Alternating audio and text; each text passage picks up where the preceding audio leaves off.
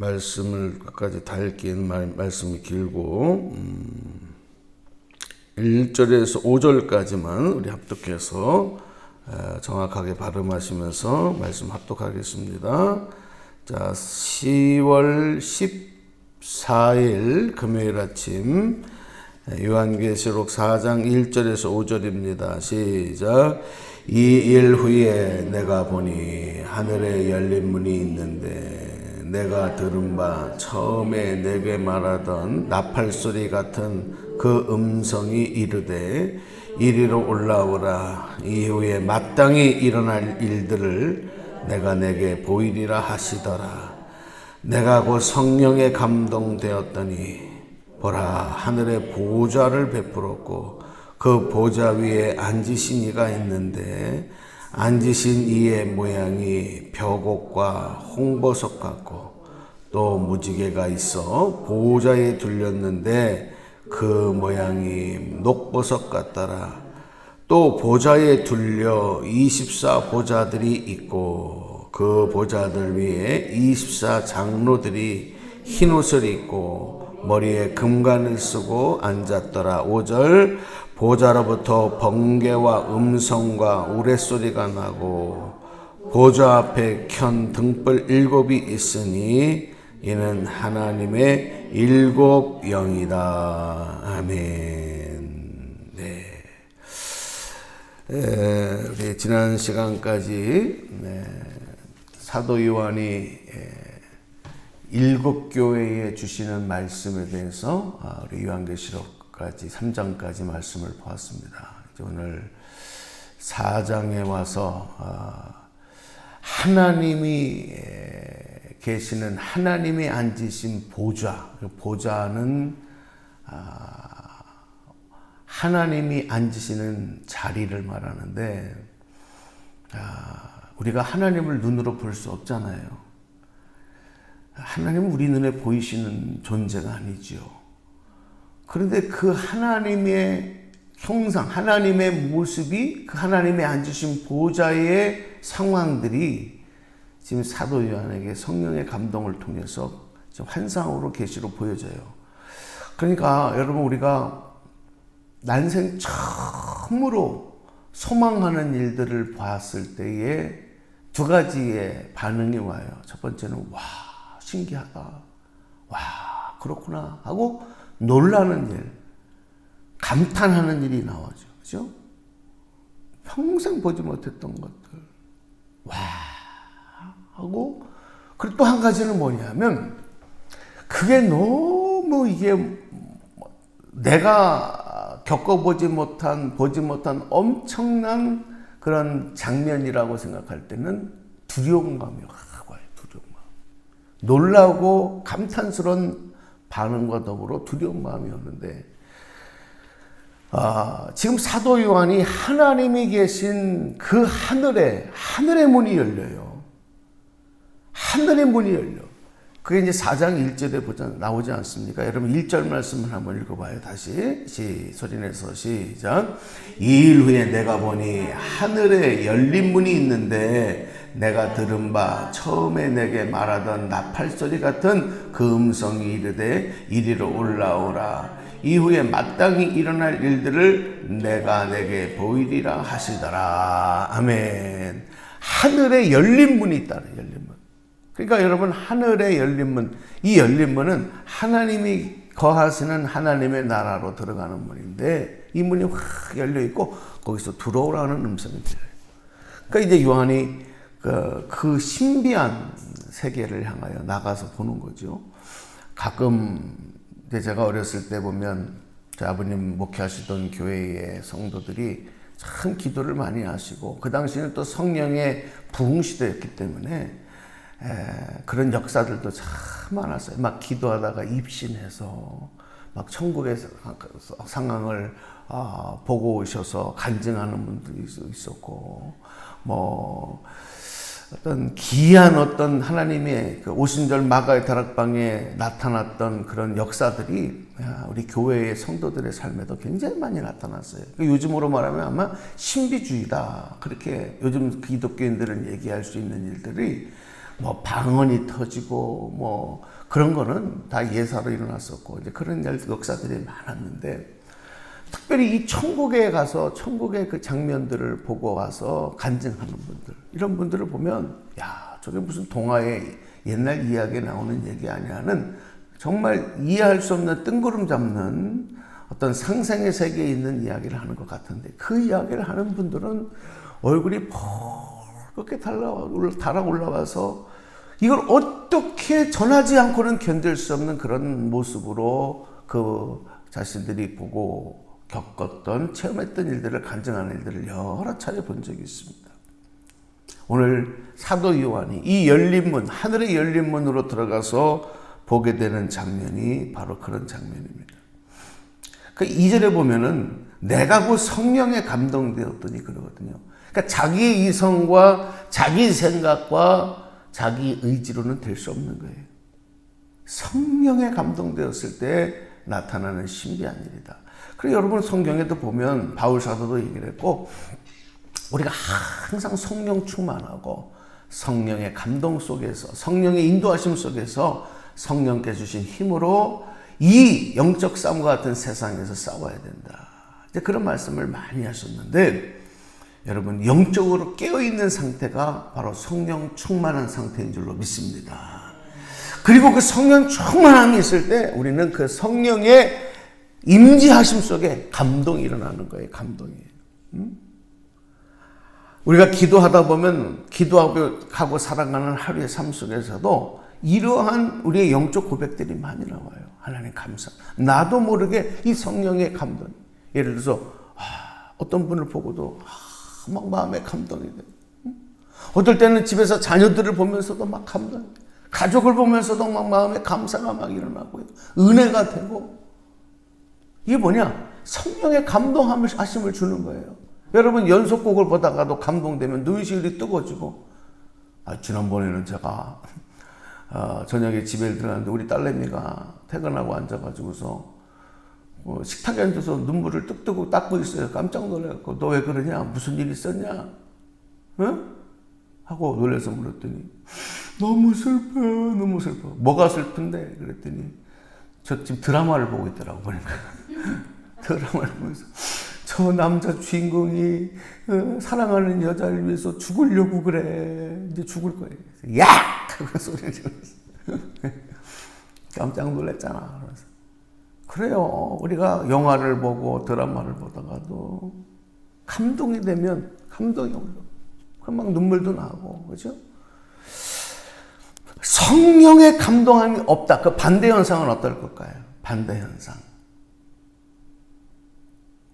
성령의 감동이 없으면요, 우리의 심령이 굳어져 있어.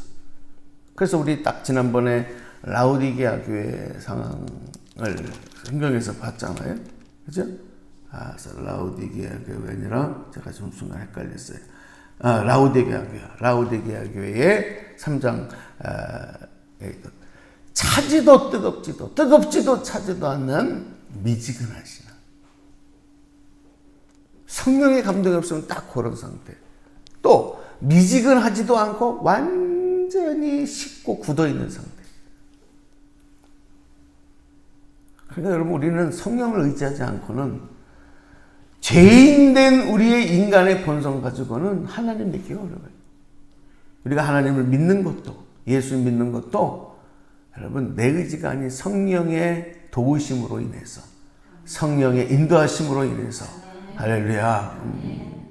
그래서 그들 오늘 이 아침에 새벽에 잠자리에 누워있지 않냐고 깨워서 주님 앞에 나와 새벽 제단 불 밝힘에 있는 것도 여러분이 오셨지만 성령의 감동을 통해서 성령의 인도하심 아니면 우리가 어떻게 이런 걸 하겠어요? 세계 유일하게 우리 대한민국 그리스도인들이 이 새벽 제단을 지키며 기도하는 것도 이거 누가 뭐 하라 그랬어요? 성령께서 감동 주시니까 하는 거죠.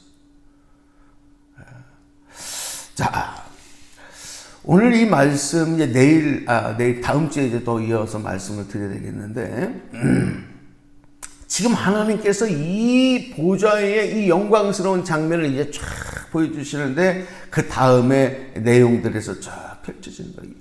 도저히 세상에서는 보지도 겪지도 못했던 정말 말로 표현할 수 없는 장면이 펼쳐지는 거죠. 그 장면이 뭐냐? 하나님의 보좌와 그 보좌에 앉으신 이와 그 주변에 있는 상황들이 쫙 영화 스크린처럼 펼쳐지는 거죠. 그러면 하나님이 이 장면을 왜 보여주셨느냐? 자랑하시려고 보여줬냐? 목적이 있잖아. 왜 보여주시느냐? 근데 4장, 요한계시록 4장, 여러분 성경책에 앞에 보면 소제목이 달려있어요. 소제목이. 뭐라고 써 있어요? 응? 뭐라고 써 있어요? 하늘의 예배. 하늘의 예배. 하늘의 예배가 뭐예요? 하늘의 예배가 뭐예요? 하나님이 앉으신 하나님의 나라, 그 천국, 천상의 세계에서도 지금 뭐가 이루어진다는 거예요? 예배가 이루어진다는 예배. 그러니까 여러분, 이 예배라고 하는 것이 이 땅에서만 우리가 믿는 하나님의 자녀들이 드리는 하나님을 향한 믿음의 행위가 아니라 이제 우리가 육신의 삶을 마치고 또 영원한 하나님의 나라에 들어갔을 때도 계속해서 우리가 이어져가는 일들이 뭐냐? 그리고 지금도 하나님의 나라에서 이루어지고 있는 일이 뭐냐?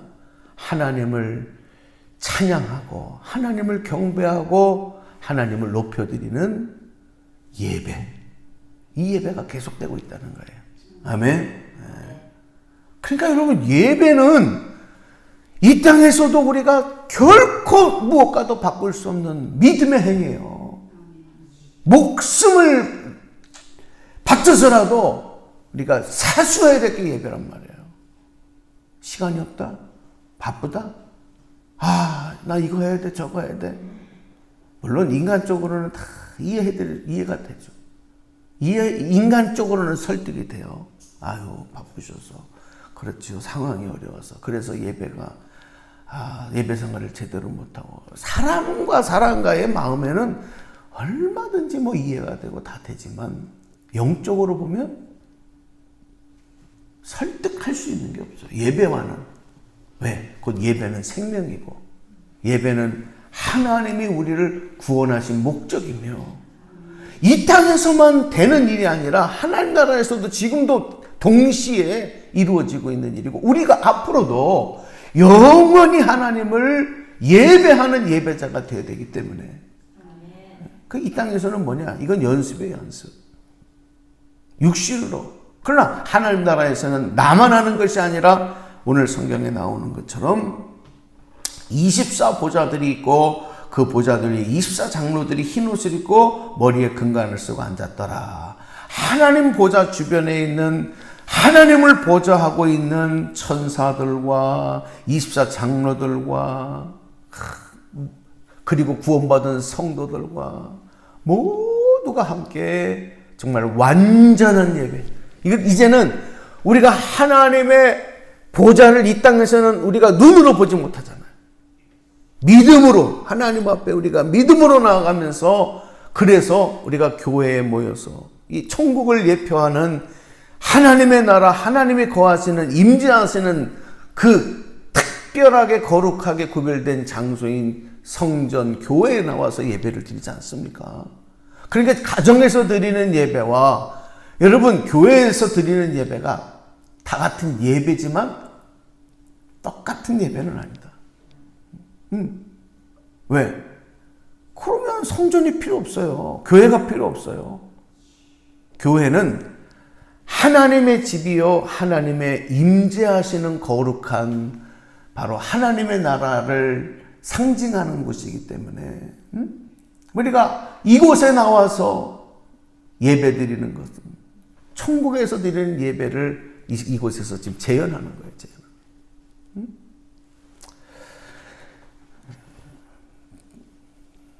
자, 이거 얘기를 끝없이 해야 되는데 새벽 기도니까 이 정도에서 마치고, 여러분 예배는요 엄청난 능력이 그래서 나타나요. 엄청난 은혜가 이 예배를 통해서 우리에게 주어지는 거예요. 하나님의 나라로 지금 부르실 때도, 사도연을 부를 때도 이 예배를 위해서 예배 때문에 예배의 그 진정한 의미를 보여주시기 위해서 하늘 문을 여시고 들어오라고요. 그 예배는 하늘 문이 열리는 거예요. 우리가 예배할 때 하늘 문을 여시고 하나님이 한량없는 은혜를 우리에게 부어주시는 줄로 믿습니다. 기도할 때도 마찬가지예요. 기도할 때도 우리의 기도가 하늘 문을 여는 기도가 되기를 축복합니다. 기도하면 하늘의 문을 여시고, 오늘 아까 우리 말씀 암송하잖아요. 너희가 여호와께서 너를 위하여 아름다운 하늘의 아름다운 보고를 여시사. 그 복이 우리에게 쏟아질 때 정말 엄청난 거죠. 감당치 못할 풍성한 복을 주시는 거죠. 이 하늘의 문을 여는 예배, 여러분 이제 주일날 예배를 통해서도 늘 주일마다 경험하시고, 또 여러분의 삶에서도 그냥 예배 드릴 때 이제는 조금 다른 마음으로 하나님 앞에 감격스러운 마음으로 내가 지금 예배를 드리는 순간에 하늘의 문이 열리면서 천군 천사와 그리고 24 장로와 24 보좌들과 모든 이들이 더불어 하나님을 찬양하는 이 요한계시록에 있는 이 장면을 머리에 새기면서 찬양할 때 감동이 돼요. 감동이. 더 큰 은혜가 임한다 이거예요. 오늘 이 말씀 붙잡고 하늘의 보좌에 감동이 있는 성령의 감동에 붙잡힌 여러분, 예배의 성공자들, 예배자, 주님 기쁘시게 하는 자, 오늘 기도하면서 한국 교회가 다시 예배가 살아나고 우리 신앙생활에 예배가 살아나고, 그래서 하나님은 하늘의 복을 여셔서 충만하게 베푸시는 은혜를 이 땅에서도 경험하는 귀한 여러분 되시기를 주님의 이름으로 간절히 축복합니다. 축원합니다.